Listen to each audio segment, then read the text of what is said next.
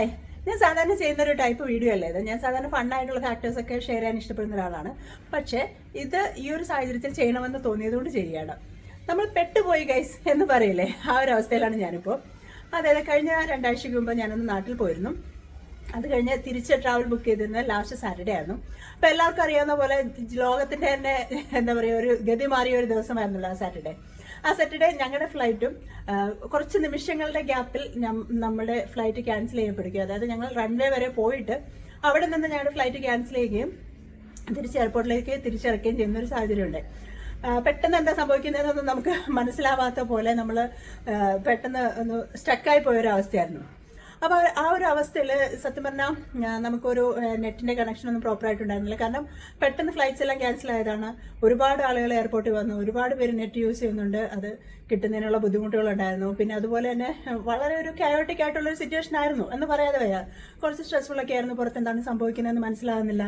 പിന്നെ പെട്ടെന്ന് ഇതുപോലെ ഒരു എമർജൻസി ഒക്കെ വന്നപ്പോൾ എയർപോർട്ട് സ്റ്റാഫിൻ്റെ അവൈലബിലിറ്റി കുറവുകൊണ്ടൊക്കെ കുറച്ച് ഡിലേസും കാര്യങ്ങളും അതൊക്കെ ആസ് എക്സ്പെക്റ്റഡ് ആണല്ലോ. കാരണം ഒരുപാട് 10,000-കണക്കിന് ആളുകൾ ഒരു എയർപോർട്ടിൽ പെട്ടെന്ന് അങ്ങ് സ്റ്റക്ക് ആകുമ്പോഴുള്ള അവസ്ഥ നമുക്ക് മനസ്സിലാക്കാവുന്നതാണ്. അങ്ങനെ കുറച്ച് സ്ട്രെസ്സും കയോട്ടിക്കും ഒക്കെ ആയിരുന്നു സിറ്റുവേഷൻ.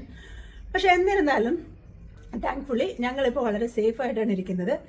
ഞങ്ങളെ വളരെ നല്ല, ഞാനിപ്പോൾ ദുബായിലാണ് ഉള്ളത്. വളരെ നല്ലൊരു അക്കോമഡേഷൻ, അതായത് ഒരു 5 സ്റ്റാർ അക്കോമഡേഷൻ തന്നെയാണ് നമുക്ക് എയർലൈൻസിൻ്റെ ഭാഗത്ത് നിന്ന് തന്നിരിക്കുന്നത്. അങ്ങനെ ആ ഒരു അക്കോമഡേഷനിലേക്ക് ഞങ്ങൾ ഒരു മിഡ് നൈറ്റോടുകൂടെ എല്ലാവരും തന്നെ, ഒരുപാട് 300-400 ബസ്സുകളായിരുന്നു എയർപോർട്ടിൽ ഓടിക്കൊണ്ടിരുന്നത്. അങ്ങനെ എല്ലാവരും തന്നെ വളരെ സേഫ് ആയിട്ടുള്ള അക്കോമഡേഷനിലേക്ക് മാറ്റിയിരുന്നു. പിറ്റേ ദിവസം ഒരു അറിയിപ്പ് വന്നു, ദുബായ് ഗവൺമെൻറ്റാണ് അതിൻ്റെ ചിലവുകളെല്ലാം വഹിക്കുന്നത്. നമുക്കൊരു ഇവിടെ പെട്ടുപോയവർക്ക് ഒരു യാതൊരു വിധത്തിലുള്ള ബുദ്ധിമുട്ടും ഉണ്ടാകാത്ത രീതിയിൽ ദുബായ് ഗവൺമെൻറ്റാണ് അതിൻ്റെ ചിലവുകൾ വഹിക്കുന്നത് എന്നൊക്കെ നമുക്കറിയാൻ കഴിഞ്ഞു. അപ്പോൾ ഈ ഒരു സാഹചര്യത്തിൽ എനിക്ക് നിങ്ങളോട് പറയാനുള്ളത് എന്താണെന്ന് വെച്ചാൽ, ശരിക്കും പറഞ്ഞാൽ നമ്മൾ ആ ഒരു സിറ്റുവേഷനിലൂടെ കടന്നു പോകുമ്പോൾ ശരിയാണ്, വളരെ ബുദ്ധിമുട്ടാണ്. പക്ഷേ ഇതിനേക്കാൾ ഏറ്റവും ബുദ്ധിമുട്ട് ഇവിടെ എന്താണ് നടക്കുന്നതെന്നറിയാതെ നമ്മുടെ വീട്ടിലിരിക്കുന്ന ചിലർക്കാണ് അല്ലേ. അപ്പോൾ നമ്മൾ പുറത്തേക്ക് വരുമ്പോഴാണ് അറിയുന്നത് കാര്യം. നമ്മൾ കുറച്ച് ബുദ്ധിമുട്ടി, അവിടെ നിന്ന് ക്യൂ ഒക്കെ നിന്ന് കാര്യങ്ങൾ സോർട്ട് ഔട്ട് ചെയ്യാനൊക്കെ ബുദ്ധിമുട്ടി. പക്ഷേ ഈ പുറത്തെ ന്യൂസ് ചാനലുകളുടെ റിപ്പോർട്ടിങ് പുറത്ത് വന്നപ്പോഴാണ് സത്യം പറഞ്ഞ് അറിഞ്ഞത്. കാരണം ഇപ്പോൾ ചില വീഡിയോസൊക്കെ ഇപ്പോൾ വരുന്നുണ്ട്, 2 മണിക്കൂർ വളരെ നിർണായകമാണ് പശ്ചിമേഷ്യയിൽ എന്നൊക്കെ പറയുന്ന റിപ്പോർട്ടുകൾ വന്നത് കണ്ടപ്പോൾ സത്യം പറഞ്ഞാൽ വീടുകളിലിരിക്കുന്ന മാതാപിതാക്കളുടെ അവസ്ഥ എന്ന് പറയുന്നത് തീർത്തും എന്താ പറയുക, വർണ്ണിക്കാൻ പറ്റാത്ത ഒരു അവസ്ഥയാണ്. അവർ വളരെയധികം പേടിച്ചു പോയി. നമ്മളെയും നെറ്റ് കണക്ഷൻ കിട്ടാതെ വരുമ്പോഴേക്കും ഇതെന്താണ് സംഭവിച്ചതെന്ന് മനസ്സിലാക്കാത്ത പോലെ. അപ്പോൾ അതിനെ ഒന്ന് എടുത്ത് പറയണമെന്ന് ഓർത്താണ് ഞാനൊരു വീഡിയോയിലേക്ക് വന്നത്. എന്നോട് ഒരുപാട് പേര് വിളിച്ച് ചോദിച്ചു നമ്മൾ സേഫ് ആണോ എന്നുള്ളത്. തീർച്ചയായിട്ടും അങ്ങനെ ഒരു സാഹചര്യം വരുമ്പോൾ ഞങ്ങളെ ഓർത്ത ഒരുപാട് പേർക്ക് ഉണ്ട്. അവർക്ക് എല്ലാവർക്കും നന്ദിയുണ്ട്. ഈ ഒരു പാനിക് സിറ്റുവേഷനിലേക്ക് ഇതിനെ നയിക്കാനിടയായത് നമ്മുടെ ഇന്നത്തെ ചാനലുകളാണെന്ന് സത്യം പറയേണ്ടി വരും.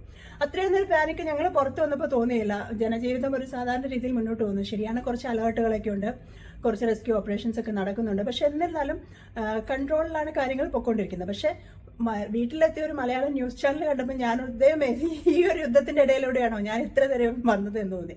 കാരണം ഒന്നും തന്നെ നമുക്ക് ഫീൽ ചെയ്യുന്നില്ലായിരുന്നു. പക്ഷെ റിപ്പോർട്ടിങ് ആ ഒരു അത്ര അതിഭീകരമായ രീതിയിലായിരുന്നു അവിടെ നടന്നുകൊണ്ടിരുന്നത്. 2 ആഴ്ചയ്ക്ക് മുന്നേ നാട്ടിൽ പോയത്, ഒരു എമർജൻസി ലീവിന് നാട്ടിൽ പോയതാണ്. എൻ്റെ മദർ സിക്കായിട്ട് ഒരു കാർഡിയാക് കണ്ടീഷനൊക്കെ ആയിട്ട് അങ്ങനെ ഒരു എമർജൻസി ലീവിലാണ് ഞാൻ നാട്ടിൽ പോയത്. അപ്പോൾ ഈ ഒരു സാഹചര്യത്തിൽ ഈ ഒരു ന്യൂസൊക്കെ ആൾ കേൾക്കുമ്പോൾ, ഞങ്ങളിവിടെ ഈ ഒരു എയർപോർട്ടിൽ പെട്ടിരിക്കുന്ന സമയത്ത്, ഞങ്ങളെ കോൺടാക്ട് ചെയ്യാൻ പറ്റാതെ വരുന്ന സമയത്ത് എൻ്റെ കൂടെ എൻ്റെ മകളും ഉണ്ട്. അപ്പോൾ ആ ഒരു സാഹചര്യത്തിൽ എൻ്റെ മദറിനുണ്ടാകുന്ന സ്ട്രെസ് എന്തുമാത്രമായിരിക്കും എന്ന് നിങ്ങൾക്ക് ഊഹിക്കാൻ കഴിയുമല്ലോ. അപ്പോൾ പലരും അതിനെപ്പറ്റി പറയുന്നുണ്ട്, സർ യൂസഫിലേക്ക് അതിനെക്കുറിച്ചൊരു വീഡിയോ ചെയ്യുന്നുണ്ട്. പക്ഷേ അതിലൂടെ കടന്നു പോയ ഒരാളെന്ന രീതിയിൽ ഒന്നുകൂടെ എടുത്ത് പറയണമെന്ന് എനിക്ക് തോന്നി. നമ്മൾ വന്നിരിക്കുന്ന സാഹചര്യത്തിൽ നമ്മുടെ ഈ ഒരു രാജ്യത്തുള്ള ഗവൺമെൻറ് വളരെയധികം സപ്പോർട്ടീവായിട്ടാണ് ഞങ്ങൾക്ക് വേണ്ടി പെരുമാറിയത്. കാര്യം എയർപോർട്ടിൽ കുറച്ച് ഡിഫിക്കൽട്ടീസ് ഒക്കെ ഉണ്ടായിരുന്നു, തിരക്ക് മൂലം. അതിപ്പോൾ നമുക്ക് ആരുടെയും കൺട്രോളിൽ നിൽക്കുന്ന കാര്യങ്ങളല്ല. പക്ഷെ എന്നാലും അവരത് വളരെ കൃത്യമായിട്ട് മാനേജ് ചെയ്ത് നമുക്ക് വേണ്ട എല്ലാ സൗകര്യങ്ങളും തന്ന് ഇപ്പോഴും ഒരാഴ്ചയായിട്ട് വളരെ നല്ല രീതിയിൽ ഞങ്ങളിവിടെ ജീവിച്ചുകൊണ്ടിരിക്കുന്നു. 3 നേരത്തെ ഫുഡും എല്ലാം നമുക്ക് പ്രൊവൈഡ് ചെയ്തിട്ടുണ്ട്. ഇപ്പോൾ ഹോപ്പ്ഫുള്ളി നാളെ ഈവനിങ്ങിലേക്ക് എനിക്കൊരു ഫ്ലൈറ്റ് കൂടെ അവർ ഷെഡ്യൂൾ ചെയ്ത് തന്നിട്ടുണ്ട്. അതുപോലെ എയർലൈൻ കമ്പനി ആണെന്നുണ്ടെങ്കിൽ നമ്മൾ കോൺടാക്ട് ചെയ്യുമ്പോൾ വളരെ എന്താ പറയുക, ഫ്രണ്ട്ലി ആയിട്ടാണ് അവർ ബിഹേവ് ചെയ്യുന്നത്. അവർക്ക് എന്ത് ഹെൽപ്പ് ചെയ്യാൻ പറ്റുമെന്നുണ്ടെങ്കിൽ അവർ ചെയ്യുന്നുണ്ട്. അപ്പോൾ സാഹചര്യം അത്രത്തോളം ഭീകരമല്ല. ഞാൻ ഇതിലൂടെ കടന്നു പോയ ഒരാളായതുകൊണ്ട് തന്നെ പറയുകയാണ്, അത്രത്തോളം ഭീകരമല്ല. പക്ഷേ ഇത് പുറത്തേക്ക് പോർട്രേ ചെയ്യപ്പെടുമ്പോൾ, ഭീകരമായൊരവസ്ഥ പുറത്തേക്ക് കാണിച്ചു തരുമ്പോൾ പറയുന്ന വാർത്തകൾ അത്രയും വെരിഫൈഡ് ആണോ എന്ന് തന്നെ നോക്കേണ്ടിയിരിക്കുന്നു.